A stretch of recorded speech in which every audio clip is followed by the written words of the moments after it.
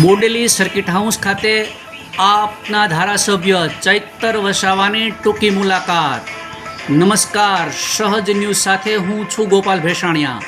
મળતી માહિતી મુજબ છોટા ઉદેપુર જિલ્લાના બોડેલી સર્કિટ હાઉસ ખાતે આમ આદમી પાર્ટીના ધારાસભ્ય ચૈતર વસાવાની ટૂંકી મુલાકાત રહી હતી।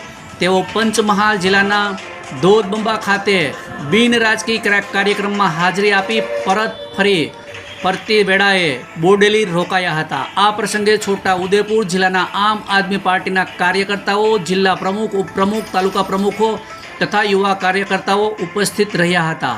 ધારાસભ્ય ચૈતર વસાવાએ આવનારી છોટા ઉદેપુર જિલ્લા, તાલુકા, નગરપાલિકા ચૂંટણીને લઈને ચર્ચા કરતાં જણાવ્યું હતું કે આમ આદમી પાર્ટીના ઉમેદવારો સ્વતંત્ર રીતે ચૂંટણી લડશે, સાથે જ ગુજરાતભરમાં જિલ્લા પંચાયત અને તાલુકા પંચાયતની ચૂંટણીમાં પાર્ટી પૂરી તાકાત સાથે ઉતરશે અને આમ આદમી પાર્ટી મજબૂતાઈથી લડશે, મજબૂત બનશે।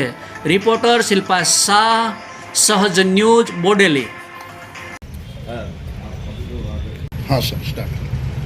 આજે પંચમહાલ જિલ્લાના ઘોઘંબા તાલુકાની મુલાકાતે હતા અને ત્યાંથી પરત ફરતી વખતે છોટાઉદેપુર જિલ્લાના જિલ્લા પ્રમુખશ્રી, ઉપપ્રમુખશ્રી અને અહીંના આગેવાનો સાથે સંગઠનના આવનારા દિવસોના સંગઠન મજબૂત બનાવવાને લઈને આવનારી તાલુકા, જિલ્લા અને નગરપાલિકાની ચૂંટણીઓને લઈને એક ચર્ચા માટે અમે બેઠા હતા અને ખૂબ સારા યુવાન આગેવાનો પણ ઘણા આમ આદમી પાર્ટીમાં આવનારા દિવસોમાં જોડાવાના છે અને સરપંચો પણ ઘણા ઉત્સુક છે। ત્યારે આવનારી તાલુકા, જિલ્લા પંચાયતની તમામ બેઠકો પર આમ આદમી પાર્ટીના પોતાના સ્વતંત્ર ઉમેદવારો રહેશે અને પૂરી તાકાતથી આમ આદમી પાર્ટી પૂરા ગુજરાતમાં લડશે અને અમને પૂરી આશા અને અપેક્ષા છે કે આવનારા દિવસોમાં તાલુકા, જિલ્લા પંચાયતોમાં પરિવર્તન આવશે અને ઘણી ખરી જિલ્લા પંચાયતો, તાલુકા પંચાયતો અને નગરપાલિકામાં આમ આદમી પાર્ટીની સ્વતંત્ર બોડી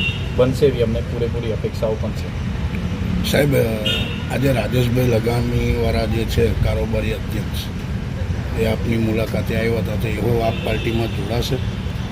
આજે જે અમારો કાર્યક્રમ ઘોઘંબા ખાતે હતો એમાં બિન રાજકીય કાર્યક્રમ હતો। એમાં કોંગ્રેસના પણ ઘણા અગ્રણીઓ, જે આપણા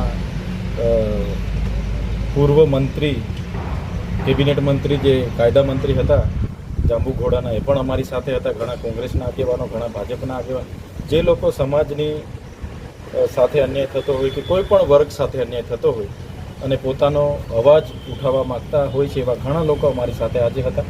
ત્યારે જોડાવાની કે એવી કોઈ વાત નથી થઈ, પણ ક્યાંય પણ અન્યાય થાય, કોઈની સાથે પણ વહીવટીતંત્ર કે કોઈ પણ લોકો અન્યાય કરે તો અમે બધા એક થતા હોય છે। અનેક પ્રોગ્રામો એના અમે અહીંયા આવીએ તો પ્રોફેસર અર્જુનભાઈ રાઠવા અમારી સાથે હોય, સુખરામભાઈ રાઠવા હોય, એ જ પ્રકારે ભાજપના પણ ઘણા આગેવાનો અમારી સાથે હોય છે। એટલે એના ભાગરૂપે આવ્યા હશે, પણ આવી જોડાવા બાબતની કોઈ અમારી ચર્ચાઓ નથી થઈ।